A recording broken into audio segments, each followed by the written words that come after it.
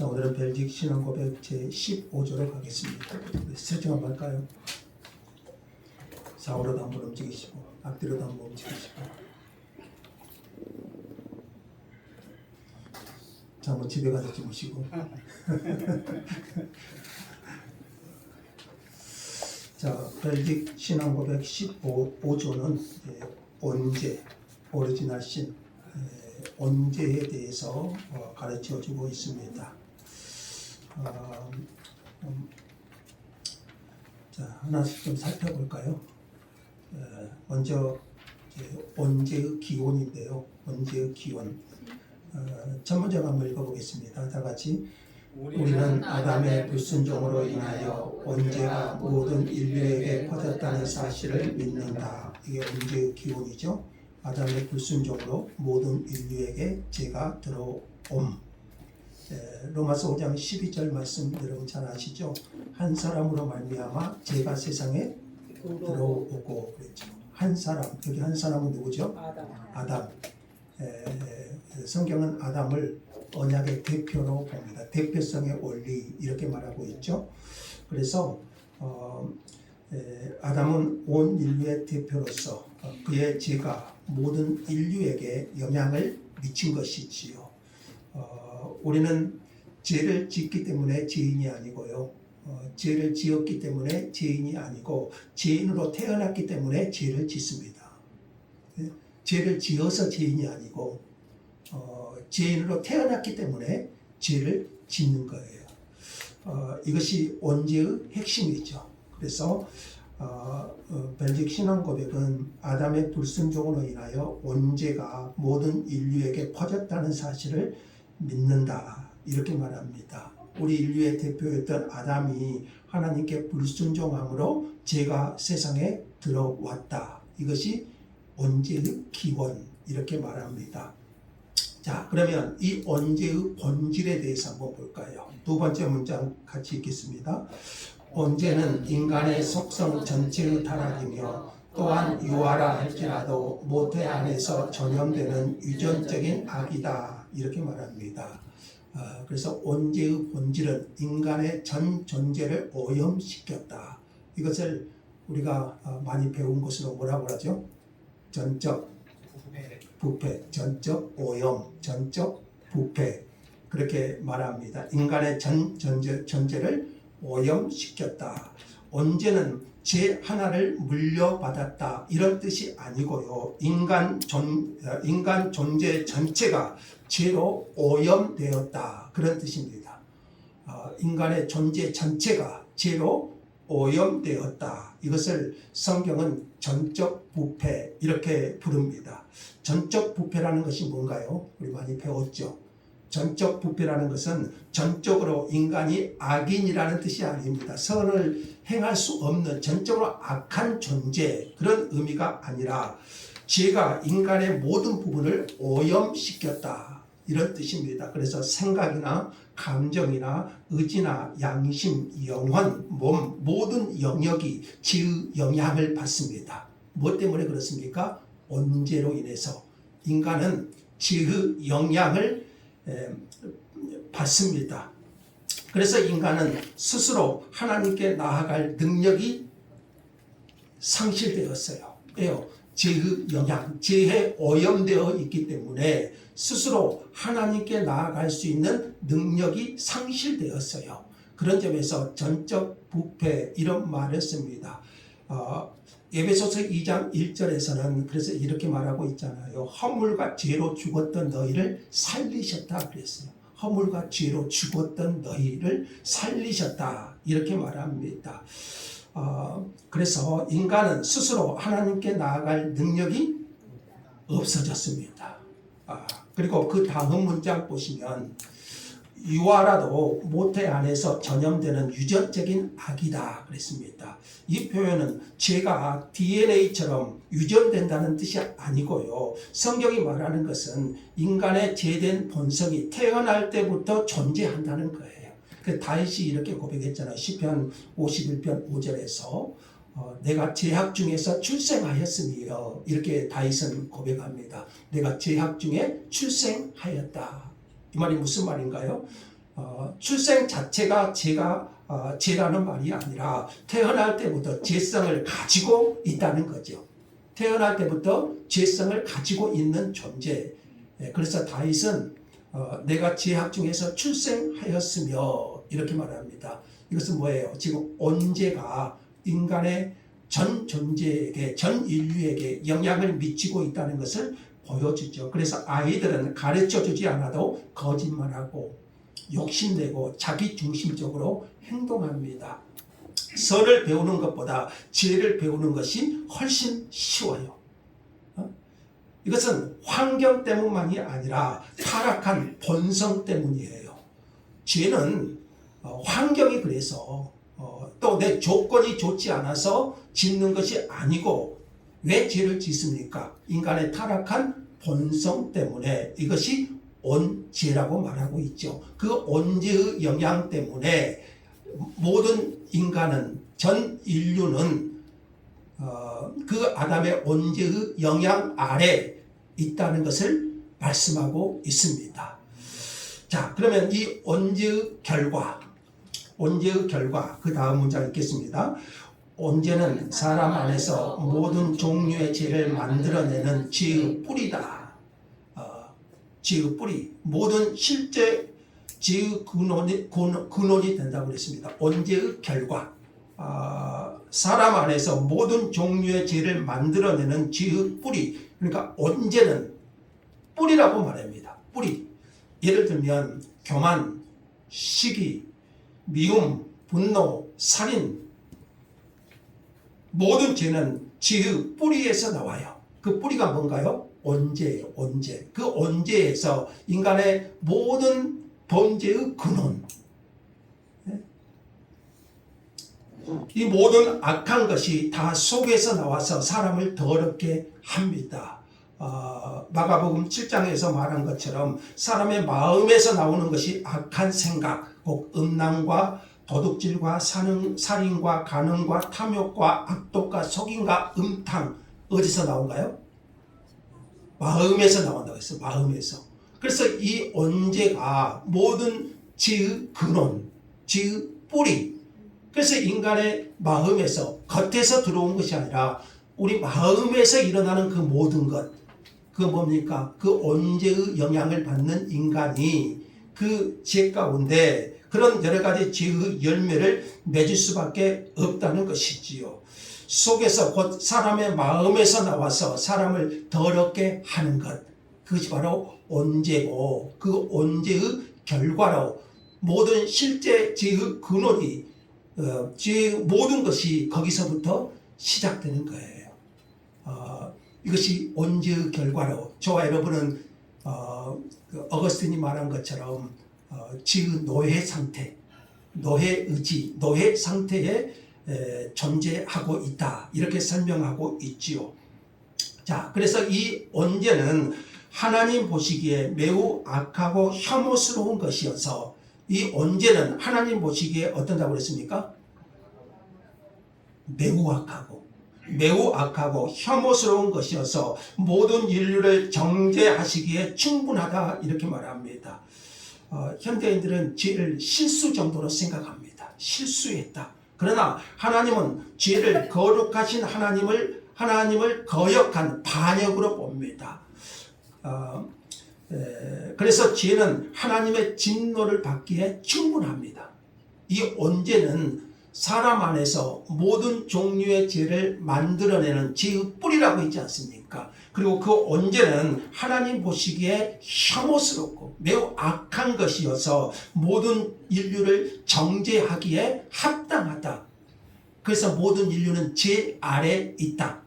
또 그 죄의 삭신 사망이다, 이렇게 설명하고 있어요. 여러분, 죄가 무서운 이유는 단순히 우리 삶을 망가뜨리기 때문이 아니고요, 하나님과의 관계를 깨뜨리고 영원한 심판에 이르게 하기 때문이에요.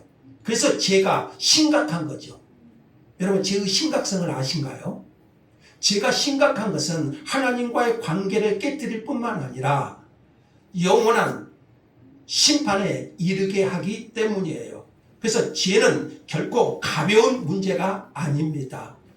아담의 범죄로 인한 그 언제는 모든 인류에게 영향을 미쳐서 그 죄가 하나님 보시기에 또한 혐오스러운 것이 되어서 모든 인류를 정죄하기에 충분하다 이렇게 설명합니다.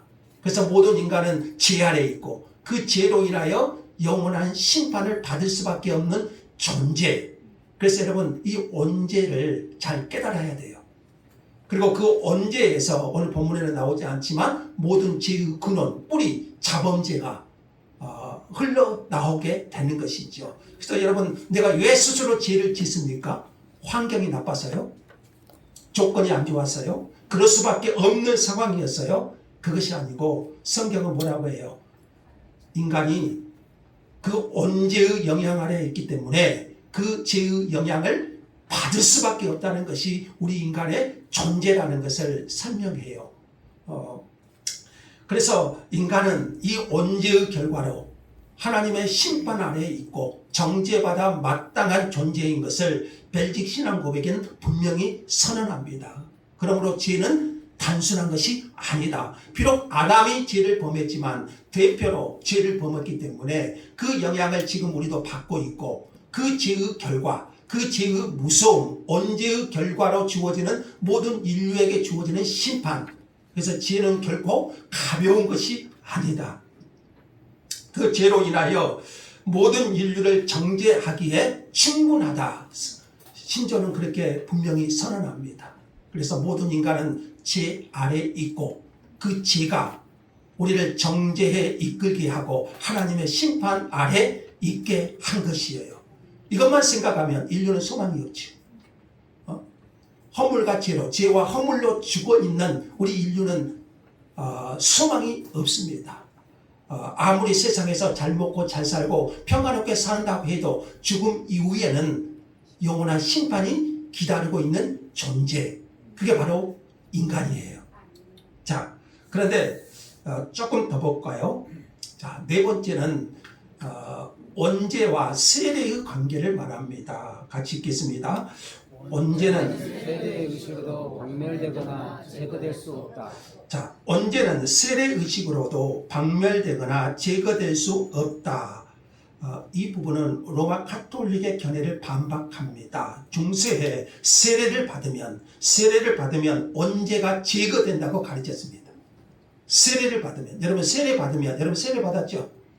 세례 받으면 이 언제가 제거된가요? 중세 가톨릭은 그렇게 가르쳤어요. 그러나 벨직 신앙 고백은 세례는 은혜의 표이고 표면이지 죄를 자동으로 없애는 의식이 아니라고 말합니다. 세례는 뭔가요? 은혜의 표, 그리고 인을 쳐준 거예요. 내가 그리스도 안에서 하나님의 제사함을 받은 하나님의 자녀라는 인과 표, 이것이 세례예요. 그러니까 세례 의식 자체가 죄를 제거하거나 박멸하지는 않고 내가 하나님의 은혜로 제사함을 받았다는 그 표, 인으로 세례를 우리에게 베풀어 주시는 거잖아요. 죄를 씻는 것은 물, 세례가 아니라 예수님의 피입니다. 세례 의식, 물 자체가 죄를 제거하는 것이 아니고 예수의 보혈이, 예수의 피가 근본적으로 우리의 죄를 씻어 주십니다. 베드로전서 3장 21절에 이렇게 말합니다. 육체의 더러운 것을 제하여 버림이 아니요. 무슨 말이냐면 세례는 믿음을 나타내는 표지, 육체의 더러움을 제거해 주는 것은 아니다는 거예요. 세례는 구원의 원인이 아니고 구원의 은혜를 가리키는 표입니다. 우리의 구원은 오직 예수의 보혈의 은혜죠. 그 표로 우리에게 뭘 주신가요? 세례를 주신다는 거예요. 세례 의식 자체가 죄를 제거하지는 않아요. 오늘날도 일부 가톨릭 그리고 다른 곳에서는 세례 의식 자체가 죄를 제거한다 이렇게 생각하는데 이것은 성경적이지 않습니다. 자, 그 다음 문장, 우리 신자의 상태를 생각해 봅시다. 그러면 자, 우리가 죄로 죄의 노예 상태에 있고 그 죄로 영원한 심판을 받는다고 말씀을 드렸습니다. 그리고 세례 자체가 죄를 제거하지는 않는다 이렇게 말씀을 드렸고, 자, 여전히 신자의 상태는 어쩝니까? 마치 물이 샘에서 솟아나듯이 죄가 이 통탄할 온천에서 끊임없이 솟아난다 그래요. 표현이 참 재밌죠. 마치 물이 샘에서 솟아나듯이 죄가 이 통탄할 온천에서 끊임없이 솟아난다. 이 통탄할 온천이 어딘가요? 온죄. 우리 안에 있는 온죄. 그리고 내 안에서 온죄를 가지고 태어난 내 안에서 이 통탄할 온천에서 끊임없이 솟아나고 있습니다. 여러분 세례 받았다고 얘기 아는가요? 세례 받았다고 해서 끊임없이 우리 안에서 통탄할 온천에서 죄가 솟아나지 않는가요? 바울이 뭐라고 했습니까? 오라 공고한 자로다. 이 사망의 명에서 누가 나를 건져내랴 이렇게 말했잖아요. 자, 그러니까 이 신앙 고백의 표현이 굉장히 사실적인 표현 아닙니까? 우리 안에는 죄의 셈이 있습니다. 그래서 회개를 했는데도 또 죄를 짓습니다. 결심했는데 또 넘어집니다. 바울이 말한 것처럼 오라 나는 공고한 사람이로다. 이 탄식은요, 믿음이 없는 사람의 절망이 아니고 죄를 미혹하는 성도의 고백이에요. 우리 그리스도인의 고백이 바로 이런 고백 아닙니까? 이런 탄식하는 고백, 정말 죄를 미워하기 때문에 나오는 고백 아닙니까? 나는 의롭게 살고 싶은데, 나는 말씀대로 살고 싶은데 내 안에 죄의 근원이 자꾸만 나를 죄로 몰아가잖아요. 그러니까 죄를 미워하고 탄식하는 성도의 심령에는 바울의 애침이 나오잖아요. 오라 나는 공고한 사람이로다. 신자는 죄를 사랑해서가 아니라 죄와 싸우면서 괴로워하는 존재예요. 괴로워하는 존재. 그 다음 문장 한번 봅시다. 그러나 하나님의 자녀들은 하나님의 은혜와 자비에 의해 죄사함을 받기 때문에 온죄로 인하여 정죄에 이르지 않는다. 15절은 죄만 말하지 않습니다. 더 큰 하나님의 은혜를 말합니다. 죄는 우리 안에 샘의 온천처럼 끊임없이 솟아나와요. 그래서 죄와 싸우는 삶, 이거 그리스도인이에요. 그러나 하나님의 자녀들은 하나님의 은혜와 자비에 의해 죄사함을 받기 때문에 온죄로 인하여 정죄에 이르지 않는다. 더 큰 하나님의 사랑이 예수 그리스도께서 우리 죄를 대신 담당하셨기 때문에 믿는 자는 더 이상 정죄를 받지 않습니다. 온죄는 남아 있어요. 그러나 정죄는 사라졌습니다. 왜냐하면 예수님께서 우리 모든 죄를 담당하셨기 때문에. 그러나 그랬을지라도 우리 안에는 계속해서 이 죄가 나와요. 그러나 그리스도 안에 있는 자는 정죄받지 않는다. 왜요? 그리스도께서 우리 모든 죄를 담당해 주셨기 때문에. 그러므로 이제 그리스도 예수 안에 있는 자에게는 결코 정죄함이 없나니 이렇게 말하잖아요. 이것은 죄가 없어졌다는 것이 아니고 죄 값이 이미 지불되었다 그런 뜻이에요. 그러니까 여러분 여전히 나는 죄인이지요. 세례를 받았을지라도 그리스도인일지라도 우리 안에 뭐가 솟아나와요? 죄가 솟아나와요. 그럴지라도 그리스도 안에 있는 자는 죄가 없어졌다는 것이 아니라 죄를 안 짓는다는 것이 아니라 그 죄값을 이미 지불해 주셨다. 누가요? 예수 그리스도께서. 그래서 그리스도 안에 있는 자는 죄가 여전히 있지만 정죄받지 않는다. 그러니까 그리스도인은 여전히 싸우는 자예요. 용서를 받았을지라도 정죄를 받지 않을지라도 우리 안에 죄성은 남아있고요. 그래서 그리스도인의 존재는요, 그래도 여전히 싸우는 존재. 죄성과 싸우지만 그리스도 안에서는 정죄받지 않는다. 이것을 믿어야 돼요. 자, 그러면 신자의 소망은 뭘까요? 그렇게만 살다 끝날까요? 신자의 소망은 다 같이 읽겠습니다. 그렇다고 그렇다고 신자들은 죄 가운데서 평안하게 쉴 수 있다는 뜻이 아니다. 자, 정죄함이 없다고 해서 신자들은 어째요? 마음대로 죄를 짓나요? 죄 가운데서 평안하게 쉴 수 있나요? 그렇지 않아요. 정죄가 없다는 것은 마음대로 죄를 지어도 된다는 뜻이 아닙니다. 정죄받지 않으니까 마음대로 죄를 지어도, 쉽게 말하면 감옥 가지 않으니까 죄를 지어도 마음대로 죄를 지어도 된다? 그런 뜻이 아니지요. 참된 성도는 어쩝니까? 죄를 미워하고 죄와 싸우고 성령의 도우심으로 거룩함을 추구합니다. 신자는 죄를 사랑하지 않습니다. 죄를 지으면 괴롭습니다. 양심이 찔립니다. 회개하게 됩니다. 그래서 갈라디아서 5장에 말한 것처럼 성령과 육체가 우리 안에서 서로 싸우고 있다고 그렇게 성경은 말합니다. 그러니까 이 싸움 자체가 여러분 구원의 증거예요. 싸움 자체가. 그러나 불신자는 그 자체가 없어요. 죄 자체의 싸움이 없는 거지요. 잠시 뉘우침은 있을지 모르겠지만, 자, 그래서 은혜는요, 죄를 합리화하는 핑계가 아니라 죄를 이길 힘이에요. 은혜가요. 그 다음 문장 읽어볼까요? 오히려 다 같이. 오히려 신자들은 언제라는 부패를 의식하면서 이 사망의 몸에서 구원을 받고자 종종 탄식한다. 누가 이 사망의 몸에서 나를 건져내랴. 신자는 죄가 남아있기 때문에 늘 탄식합니다. 그러나 동시에 소망도 있습니다. 영화의 날에는 그날에는 성화의 날, 영화의 날에는 죄가 완전히 사라집니다. 그날이 언제일까요? 하나님 앞에 나가는 그날. 그날에는 우리의 죄성이 완전히 사해지고 더 이상 죄가 우리를 주장하지 않는 완전한 성화, 영화의 상태에 이르게 되죠. 그래서 로마서 8장 23절은 이렇게 말하죠. 속으로 탄식하며 양자될 것, 곧 우리 몸의 속량을 기다리느니라. 이게 신자의 상태예요. 속으로는 어째요? 탄식한다는 것은 뭐예요? 내 안에 있는 죄성 때문에. 그리스도 안에서 정죄함이 없지만, 그러나 내 안에 있는 끊임없는 내 안에 있는 죄성 때문에.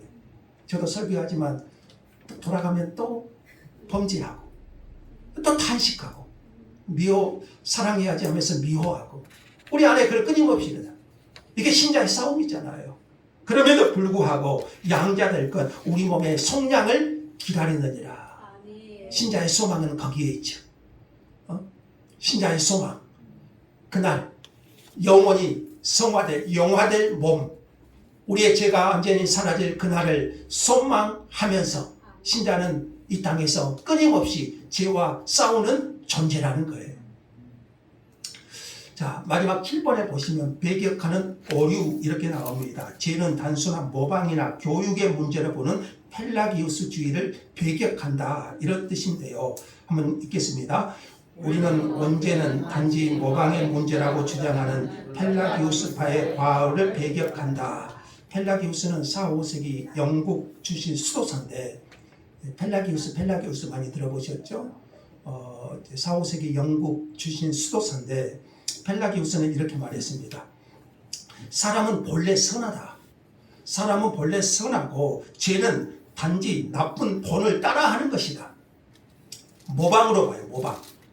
사람은 원래 선한데 죄는 단지 나쁜 본을 따라하는 것이다. 이렇게 주장해요. 그래서 인간은 자신의 의지와 노력만으로 하나님의 뜻을 이룰 수 있다. 이렇게 봅니다. 내 노력과 의지만 있다면 하나님의 뜻을 이룰 수 있다. 맞습니까? 여러분의 의지와 뜻만으로 하나님의 뜻을 이룰 수 있겠습니까? 없어요. 아무리 결단하고 아무리 다짐하고 여러분 핸드폰에 좋은 말 써놓고 여러분 벽에 좋은 말 써놓을지라도 인간은 의지와 뜻만으로는 한계가 있어요. 성경은 인간이 스스로 하나님께 나아갈 수 없고 오직 하나님의 은혜로만 구원받는다고 가르치지 않습니까? 그래서 우리 펠라기우스는 그렇게 말하는 거예요. 인간은 본래 선하다. 환경만 좋아지면 악은 사라진다.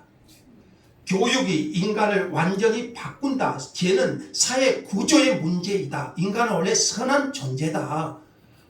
환경만 좋아진다면 죄 짓지 않고 살 수 있다. 이렇게 보는 거예요. 물론 그것은 중요해요. 그렇지만 성경은 인간의 가장 깊은 원인을 죄된 본성으로 봅니다. 말씀드렸듯이 인간이 죄를 지어서 죄인이 아니고 본성이 죄인이기 때문에 죄를 짓는 거예요.